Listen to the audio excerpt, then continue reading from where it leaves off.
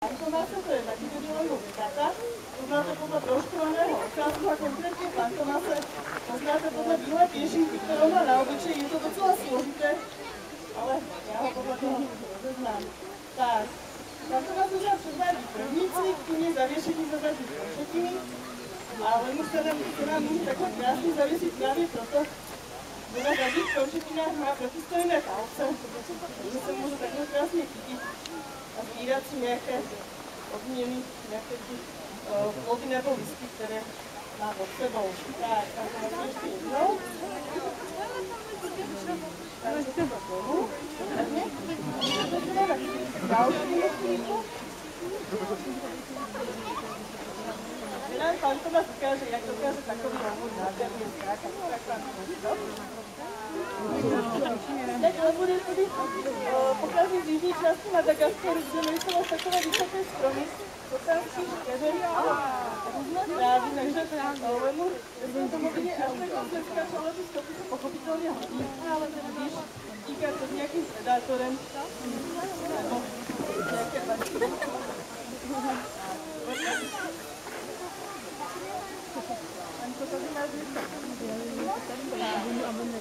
Tady máme lemura bělohlavého, který se jmenuje Rizika. To je taky zvíře dominantně, je to zvířátko, kterého se dokonce bojí i Pančo. A to je když je to v podstatě nejstarší zvíře tady ve skupině. Je to a já teď lemuru zapnu, ano, si ukážeme, jak dokáže mu udržovat rovnováhu.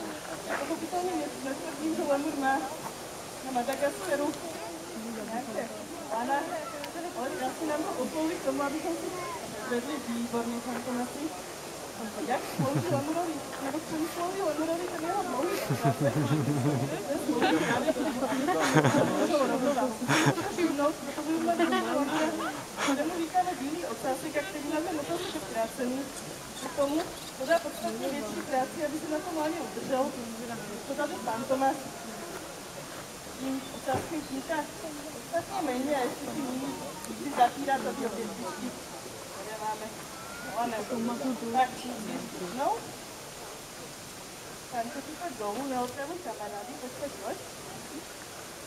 Volně?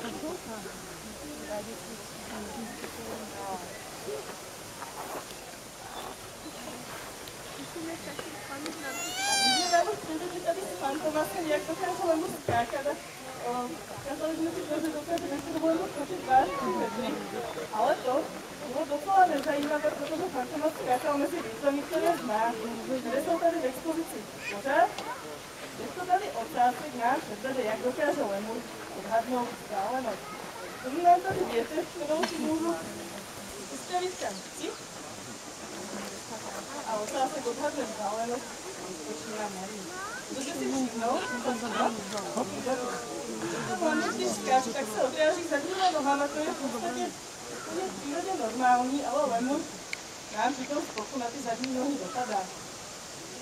Hlavně, tohle takové běžné není, takže to si určitě všimnete, a taky si můžete všimnout, že lemur má oči postavené na hlavě vepředu stejně jako my.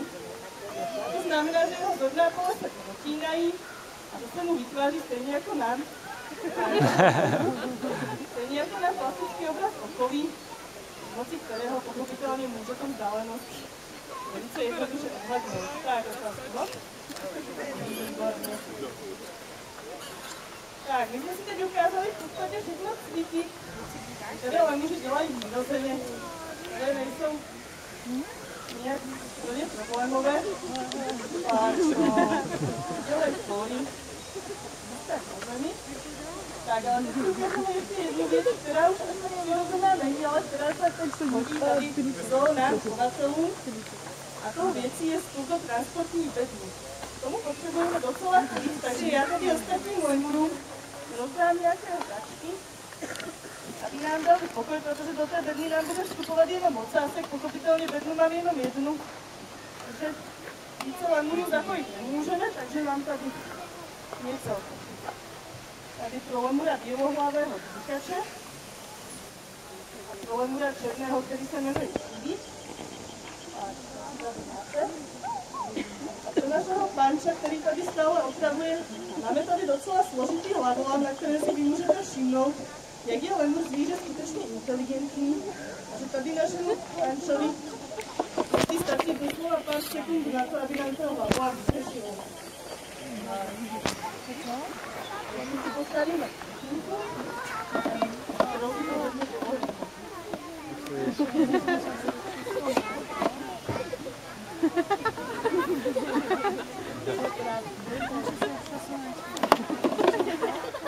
Aj tam! Jenže nám do té bedny vstoupí, on se nám tam dokonce i sám. Takže, jak vidíte, tak Pančo už hlavu nám skutečně nevyřešil, ještě máme trošku času než smí odměnu. My vás zatím předvedeme, jak se lemur zavře v transportní bedně. Vy si můžete všimnout, že ta bedna má klapku, ta klapce je provázek, takže lemur jednoduše zatáhá za provázek a ty dvíčka za sebou zavřetá a docela stahej. Jak vidíte, tak tahadulý fantomář, když nám to bednu nevstupuje zatím. A ještě jednou.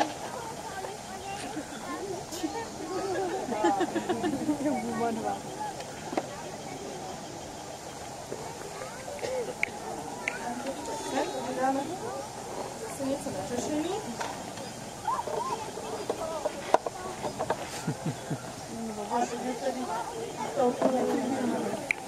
Můžete si všimnout, že to zvířátko v té bedně absolutně nemá žádný stres, když ji vidí, tak neutíká, ale právě naopak. Se do té bedny těší a to právě proto, že tady ve skupině panuje docela velká konkurence, takže opravdu ví, že v té bedně má odměníme pro sebe výborně ocásku a bylo tam žádný jiný lemur, nebude odražovat. Tak, bylo to docela rychle, takže když to nevšimli ještě jednou, to odměníme i za to, že vyšel ven, protože bedna se mu docela líbí a ocásku do bedny a zahodí za sebou výborně.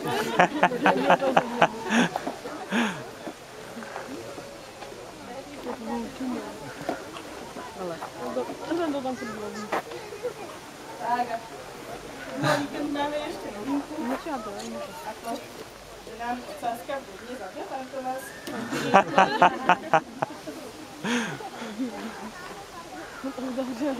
Já vám teď poděkuji za pozornost, protože tohle je od nás všechno. Jestli byste měli zájem dozvědět se o cvičení něco víc, tak kolegyně ve žlutých vestičkách mají naše letáčky, které si můžete vyzvednout. A jinak děkuji za pozornost a nashledanou.